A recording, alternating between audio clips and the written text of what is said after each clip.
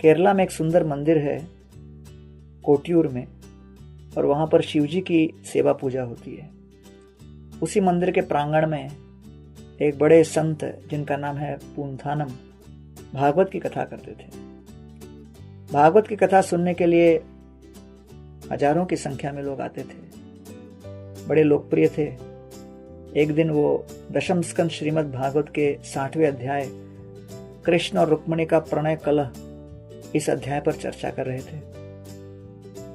उस कथा के प्रसंग में श्री कृष्ण रुक्मिणी जी को अलग अलग प्रकार से क्रोधित करने का प्रयास करते हैं। कहते हैं रुक्मिणी जी को, अरे रुक्मिणी देवी, आपके पास हजारों हजारों दूसरे प्रभावशाली शक्तिशाली राजकुमारों के साथ विवाह करने का अवसर था, उसको त्याग कर आप मेरे से विवाह क्यों किए? हो सकता था उनके साथ विवाह करना आपके लिए अधिक श्रेयस्कर, अधिक उचित था। क्या आप हमसे विवाह करके गलती तो नहीं किए? इस प्रकार कई श्लोकों में भगवान श्री कृष्ण ने रुक्मिणी देवी के हृदय को ऐसे चोट पहुंचाया, वो इतनी हतोत्साहित हुई।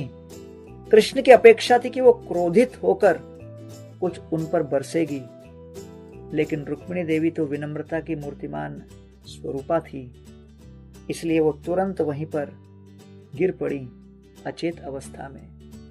कृष्ण घबरा गए, उनको जागृत करके उनसे क्षमा याचना की। कहने लगे, अरे मुझे लगा आप क्रोधित हो जाओगे, बरस जाओगे मेरे ऊपर, लेकिन आप तो अचेत अवस्था में मूर्छित हो गए। तो रुक्मिणी देवी भगवान श्री कृष्ण के इस प्रणय कलह का संवाद समाप्त होने के पश्चात पूंथानम ने उस अध्याय के अंत में अपना एक छोटा सा निशान रख दिया, जिससे वो समझ जाए कि हाँ, ये चिन्ह है कि यहां पर मैंने कथा आज की विराम दी थी। अगले दिन कथा के लिए आए, जैसे ही भागवत ग्रंथ खोला विस्मित हो गए।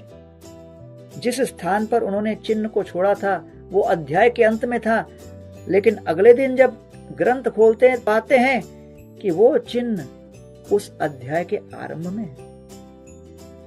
तो उन्होंने सोचा कि चलो भगवान की यही इच्छा है। फिर कथा की, उसी अध्याय को दोहराया, कथा को विराम दिया, फिर चिन्ह अंत में रखा। अगले दिन प्रातःकालीन फिर पाया कि चिन्ह उस अध्याय के आरंभ में है।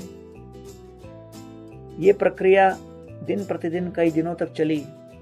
एक दिन पूंथानम मंदिर में कुछ अपना सामान छोड़ गए थे, उसे लेने के लिए पुनः लौट के आए।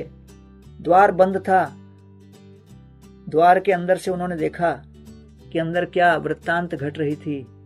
अंदर से कुछ ध्वनियां आ रही थी। देखा कि शिवजी वहां बैठकर अपने पार्षदों को और पार्वती जी को कथा सुना रहे हैं, और वही वृत्तांत 60वें अध्याय का सुनाने के पश्चात वो पूछ रहे थे पार्वती जी को, कैसा रहा कथा?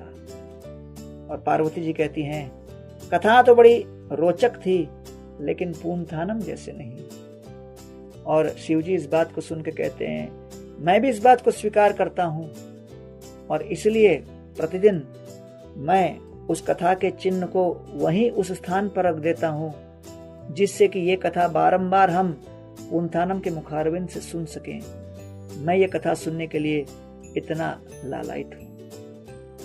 पूंथानम इसको देखकर विस्मित हो गए कि बड़े बड़े देवता यथा महादेव जी इस भागवत की कथा को सुनने के लिए कितने लालायित रहते हैं। इसलिए प्रश्न उठता है भागवत में कि वास्तविक रूप से सौभाग्यशाली कौन है, अधिकतर सौभाग्यशाली कौन है, अधिकतम सौभाग्यशाली कौन है? वयम धन्यतमा लोके गुरोपि क्षत्र बांधव, वयम पिबामो मुहुस्त्वत्त पुण्यम कृष्ण कथामृतम। जिस व्यक्ति को जीवन में सत्संग मिले वो सौभाग्यशाली है। उस सत्संग में हरि कथा सुनने का अवसर मिले, अधिक सौभाग्यशाली है। जिसको बारंबार भागवत सुनने का अवसर मिले वो सर्वाधिक सौभाग्यशाली है। आइए अपने जीवन में श्रीमद् भागवत की कथा का अवलंबन करें और अपने जीवन को सर्वोत्तम रूप से सौभाग्यशाली बनाएं।